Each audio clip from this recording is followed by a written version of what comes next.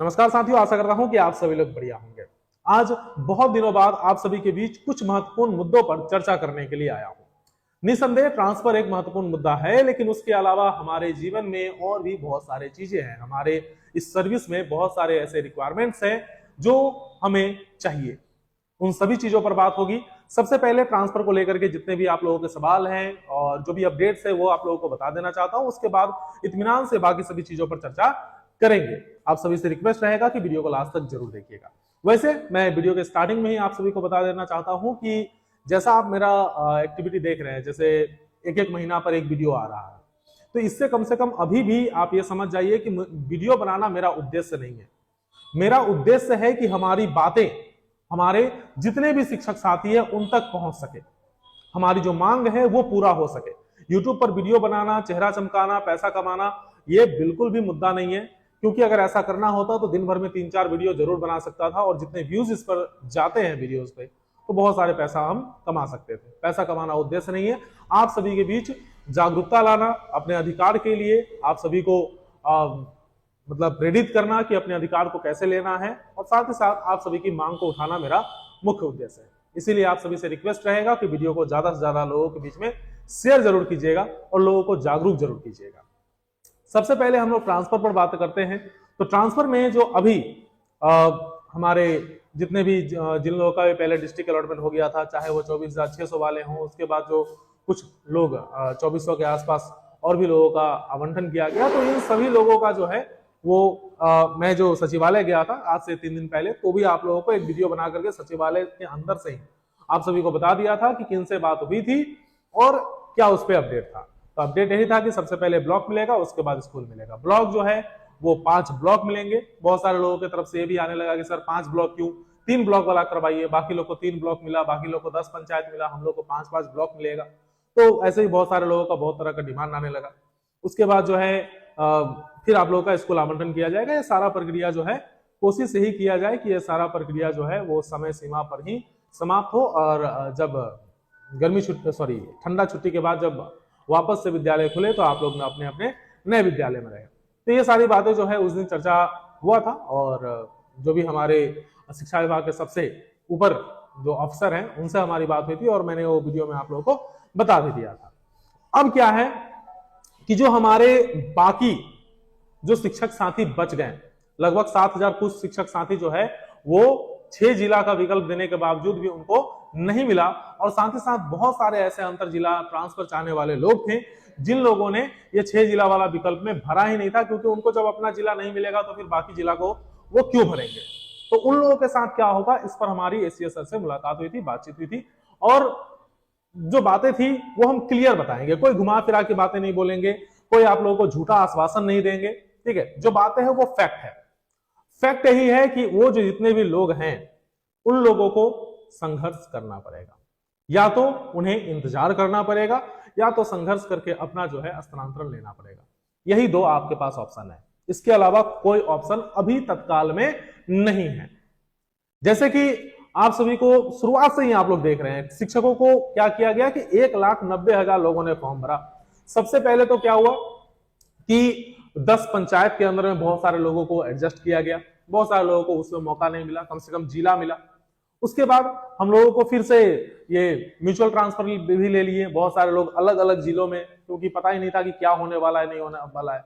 उसके बाद सडनली से जो है वो प्रक्रिया को रोक दिया जाता है, फिर अंतर जिला स्थानांतरण के लिए जो है वो आवेदन लिए जाते हैं, उसमें 41,000 लोग फॉर्म भरते हैं। सेम जिला पर किसी प्रकार का कोई चर्चा नहीं होता है। अंतर जिला स्थानांतरण में भी जिनको ज्यादा जरूरी था उनको नहीं मिला, और जो बाकी दूर दूर के थे उन लोगों को मिल गया। जिसका वो जिला था उनको उस जिला में नहीं मिला, जिसका वो जिला नहीं था उनको वो जिला मिला। तो इस प्रकार के बहुत सारी विसंगतियां देखने को मिली, और ये मैं नहीं, ये सभी आप लोग जानते हैं, सभी आप लोग देखे होंगे। ठीक है, और ये सब लोग जानता है, हर न्यूज चैनल में और हर जगह पेपर वगैरह में छपा था। ठीक है, ये इतने सारे चीजें हुई और होता चला गया।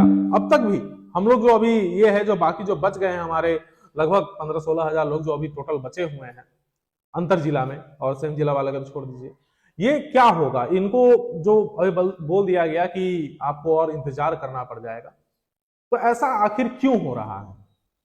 कभी आप लोगों ने विचार किया इस पे? बस आज का ये वीडियो का मुख्य उद्देश्य यही है कि आप लोगों से मेरा सवाल है कि क्या आपने इस पर विचार किया और आपने अपने अधिकार लेने के लिए क्या किया। यूट्यूब पे कमेंट करने, ग्रुप में कमेंट करने, उसके अलावा आपने क्या किया। जब भी आप लोगों को सचिवालय बुलाया जाता था, पटना बुलाया जाता था, नहीं आते थे। जब भी आप लोगों को कहा जाता है कि अपने विधायकों से मिलिए, अपने मंत्रियों से मिलिए, नहीं। क्यों? अगला कर ही रहा है ना, उसका होगा तो मेरा भी हो जाएगा। और आज इस परिस्थिति जो हम लोगों के साथ जो परिस्थिति आई है, इसका अगर हम लोग सच में अगर कोई जिम्मेदार है तो शिक्षकों के अलावा कोई इसका दूसरा जिम्मेदार नहीं है। अभी भी हमारे शिक्षक साथी समझ नहीं पा रहे हैं कि उन्हें क्या करना चाहिए। और जो लोग मेहनत कर रहे हैं, जैसे कि आपके बिहार राज्य विद्यालय अध्यापक संघ की ओर से मैं कर रहा हूं, अनीस भैया कर रहे हैं, विकास सिंह कर रहे हैं, मतलब सभी लोग कर रहे हैं। तो बस जो कर रहा है करने दो। एक मोरल सपोर्ट तक आप लोगों की तरफ से हम लोगों को नहीं दिखाया जाता है। क्या जरूरी पड़ा है कि मैं सचिवालय जाऊं, मैं बातें करूं सभी लोगों से, या विकास सिंह सचिवालय जाए, या अनीस भैया सचिवालय जाए, मनीषा कुमारी सचिवालय जाए? क्यों जाए? वो भी यही सोचेंगे कि भाई बाकी लोग कर ले रहे हैं, उनका होगा तो मेरा भी होगा, उनका नहीं होगा तो मेरा भी नहीं होगा, और चुपचाप बैठ करके रह जाए।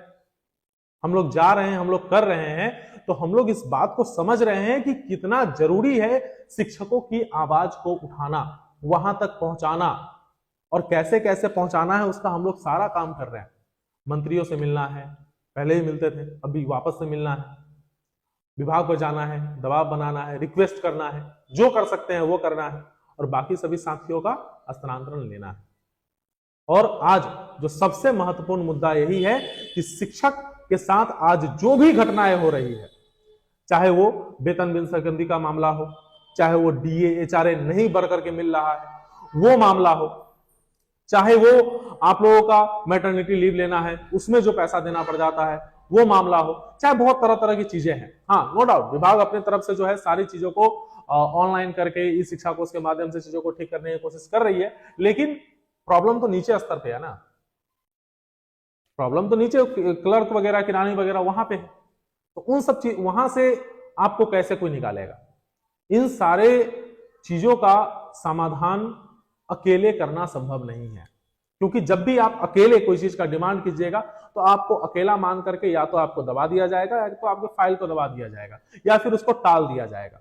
लेकिन जब वही मांग, क्योंकि डीए का प्रॉब्लम सिर्फ आपका नहीं है, डीए का प्रॉब्लम सारे बीपीएससी टीचर्स का है, विशिष्ट टीचर्स का भी है। एचआरए का प्रॉब्लम सिर्फ आपका नहीं है, ये सारे बीपीएससी टीचर्स का है। तो जब सामूहिक तौर पर सभी के मांगों को हम लोग संघ के माध्यम से उठाएंगे तो वो ज्यादा पावरफुल होता है। उस दिन मैं देख रहा था कि ये कमेंट किए हुए था, मेरे चैनल पर वीडियो नहीं डाले थे, अनीस भैया के चैनल पर था, नीचे कमेंट किया हुआ था कि अगर सर ने बोल दिया कि 17,000 लोगों को बाद में ट्रांसफर करेंगे, सभी लोगों का नहीं कर सकते हैं, तो आप क्या करने गए थे? गलत शब्दों का प्रयोग किया कि आप क्या वहां पे कुछ करने गए थे।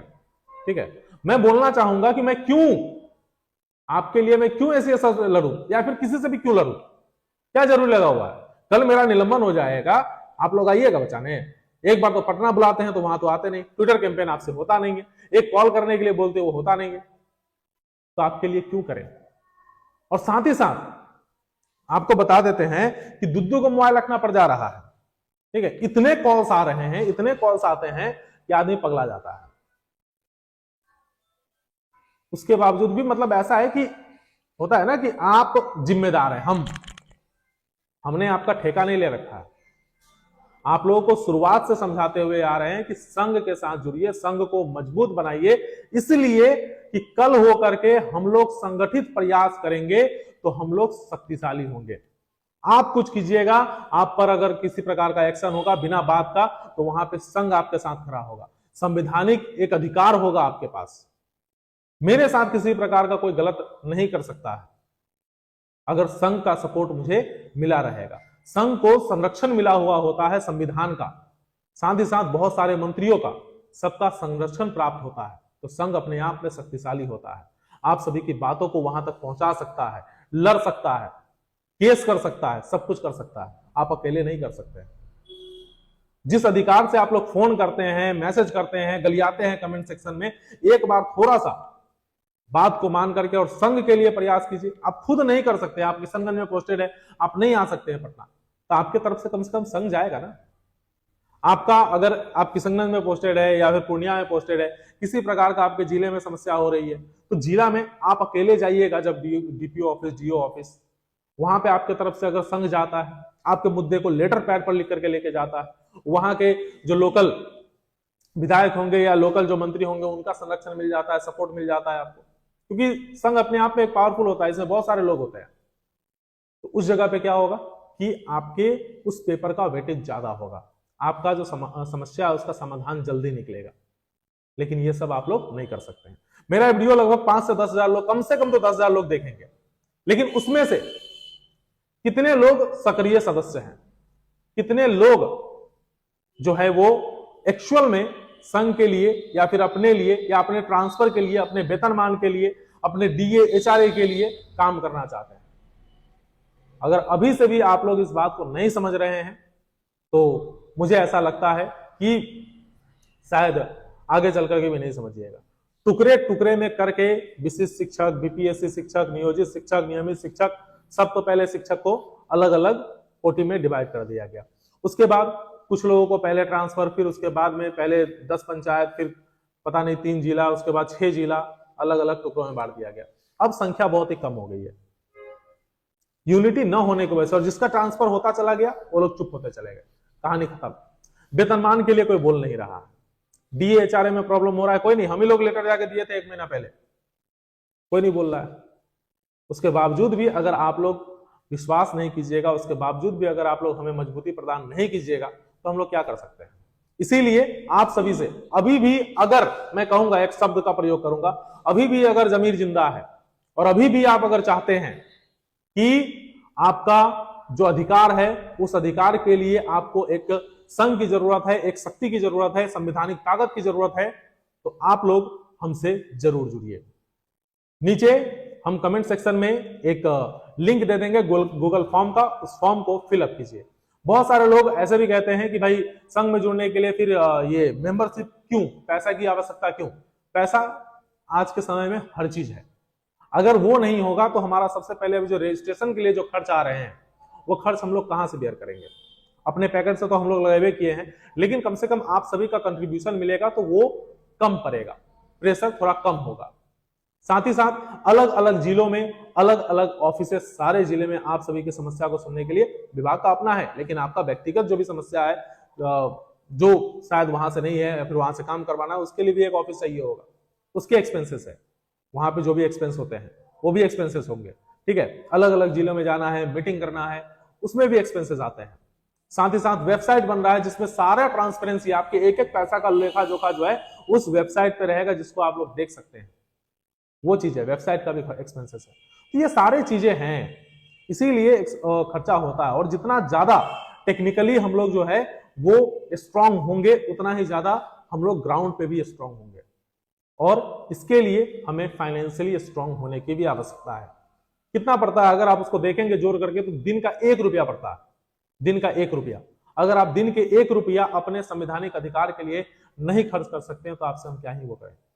साथ ही साथ आज से, क्योंकि कॉल्स बहुत ज्यादा आते हैं, तो आज से जो है वो एक नियम मेरे तरफ से पर्सनली ये नियम रहेगा कि जो भी हमारे सक्रिय सदस्य होंगे उन्हीं का कॉल्स हम पिक करेंगे, उसके अलावा हम किसी का कॉल पिक करने वाले नहीं है, क्योंकि आप अपने तरफ से कुछ कंट्रीब्यूट नहीं कर रहे हैं, जबकि जब आप हमसे मांग रहे हैं तो आप भी अपने तरफ से कंट्रीब्यूट जरूर कीजिएगा। बहुत सारे ऐसे लोग हैं जो दिन भर में 3 बार 4 बार 5 बार कॉल करते हैं, लेकिन अब तक उन्होंने सदस्यता नहीं लिया है।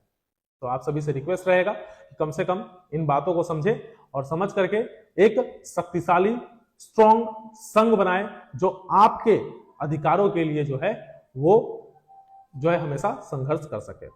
एक बात याद रखिएगा, समुद्र में जो एक एक बूंद होता है उसका कोई वैल्यू नहीं है, लेकिन वही बूंद जब आपस में मिल जाते हैं और लहर आता है तभी जाकर के सुनामी आता है। तो जब तक वो बूंद एकत्रित नहीं होगा, एक साथ नहीं आएगा, तब तक कोई बदलाव नहीं होगा, तब तक कोई सुनामी नहीं होगा। वो अकेला अकेला बूंद जो है वो कतरा कतरा में खत्म हो जाएगा। एक साथ आइए, संगठित होइए और संगठित प्रयास कीजिए हमारे बचे हुए जितने भी साथी हैं उसके ट्रांसफर के लिए, अपने DA HRA के लिए, अपने कैशलेस मेडिकल फैसिलिटीज के लिए, अपने वेतनमान के लिए, क्योंकि वेतनमान नहीं मिलेगा तो समझ जाइए कि आपका पेमेंट बहुत ही मतलब महंगाई तो बढ़ेगा, 8वां पे आएगा तो महंगाई बढ़ना ही है, कंफर्म है, लेकिन आपका पेमेंट उसके सामने बहुत ही कम रहेगा। जैसे ही आपको वेतनमान मिल जाता है, पे लेवल मिल जाता है, उसके बाद केंद्र सरकार के द्वारा जितने भी 2% हो जाए, 2.5 हो जाए, उतने आपका मल्टीप्लाई हो जाएगा, दुगुना हो जाए, 2.5 गुना हो जाए, उतना पेमेंट आपका मल्टीप्लाई हो जाएगा बेसिक। लेकिन जब तक आपको पे लेवल नहीं रहेगा क्या होगा, एक वित्त विभाग से अनुशंसा किया जाएगा, 25-30% आपका पेमेंट बढ़ा दिया जाएगा, काम खत्म, कुछ भी नहीं मिलेगा आपको, एक भीख की तरह आपको दे दिया जाएगा, लेके रहिएगा। आज अगर आपको 8वां पे से पहले वेतनमान मिल जाता है तो आपको हम बता देते हैं कि अगले 5 साल में जितने भी नए शिक्षक है, अगले 5 साल में आपका पेमेंट कम से कम 1 लाख का महीना होगा, अगर आप पे लेवल में आ जाएंगे तो। आप जोड़ करके देखिएगा, अभी जो आपका बेसिक है इसका 2.5 गुना कीजिए, उसके बाद 5 साल में जितने भी DA बढ़ेंगे, HRA बढ़ेंगे, उसको जोड़ करके देखिए, अगले 5 साल में आपका पेमेंट 1 लाख रुपया होगा। अगले 1.5-2 साल में ही आपका पेमेंट जो है 80,000 के 70 से 80,000 के बीच रहेगा, लेकिन पे लेवल में आइएगा तब। और ये सब कब मिलेगा, जब हम लोग संगठित प्रयास करेंगे तब। और संगठित प्रयास करने के लिए सिर्फ YouTube पर कमेंट करने से और WhatsApp ग्रुप में एक दूसरे को गलियाने से नहीं होगा। चलिए आज के लिए इतना ही रहने देता हूं। आशा करता हूं कि आप लोग हमारी बातों को समझ गए होंगे। नीचे गूगल फॉर्म का लिंक दिया हुआ है, गूगल फॉर्म में अपना डिटेल्स फिल कीजिए।